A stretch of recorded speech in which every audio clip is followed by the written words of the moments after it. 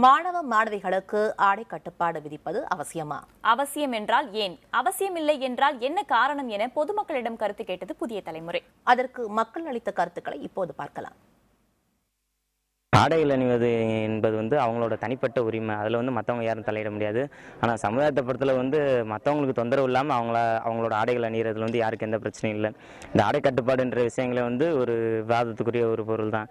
நான் ஜீன்ஸ் போட்டு வரக்கூடாது, இந்த மாதிரியெல்லாம் இது தேவையில்லாத ஒரு கட்டுப்பாடு தான். ஜீன்ஸ் போட்டு வரக்கூடாதுன்னு சொல்கிறதெல்லாம் மிச்சப்படி சமுதாயத்தில் அடுத்தவங்களுக்கு தொந்தரவு இல்லாமல் ஆடைகள் அணிஞ்சிட்டு வரலாம். அது அவங்களோட தனிப்பட்ட உரிமை.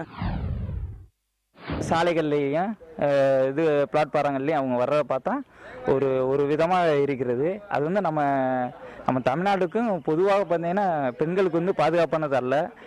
எனவே அவங்க நம்ம கலாச்சாரத்தை கடைபிடிக்கிறது நல்லது என்பது நான் கருதுறேன்.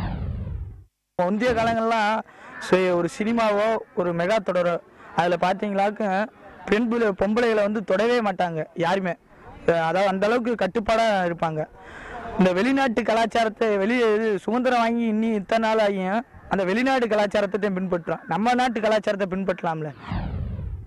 காலேஜில் பார்த்தீங்கன்னாக்கா டிஷர்ட்டு அந்த மாதிரிலாம் போட்டு அலௌட் இல்லை, நாட் அலௌடு. ஏன்னா அது ஒரு கட்டுப்பாடு கண்டுது. அதே மாதிரி லேடிஸை பார்த்தீங்கன்னாக்கும் இந்த சில கட்டுப்பாடுகள் இருக்குது. பாதி தெரிகிற மாதிரி ட்ரெஸ் போடக்கூடாது, இடுப்பு தெரிகிற மாதிரி நல்லா நீட்டாக தான் ட்ரெஸ் போடணும். ஏன்னா அதுவே தவறான செயல்களுக்கு மாணவர்கள் தூண்டக்கூடிய ஒரு வாய்ப்பு.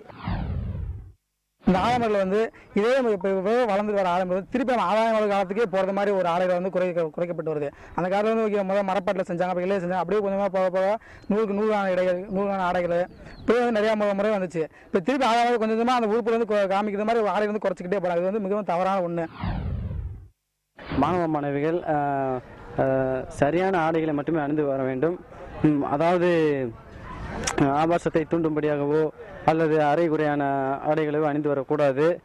இப்போ மாணவ மாணவிகள் பருவத்திலேன்னு அதற்கான முயற்சிகளை மேற்கொண்டால் தான் பிற்காலத்தில் இல்லற திருமண வாழ்க்கைக்கு பிறகு பெண்கள் ஒரு ஒழுக்கமான வாழ்க்கையை மேற்கொள்வாங்க.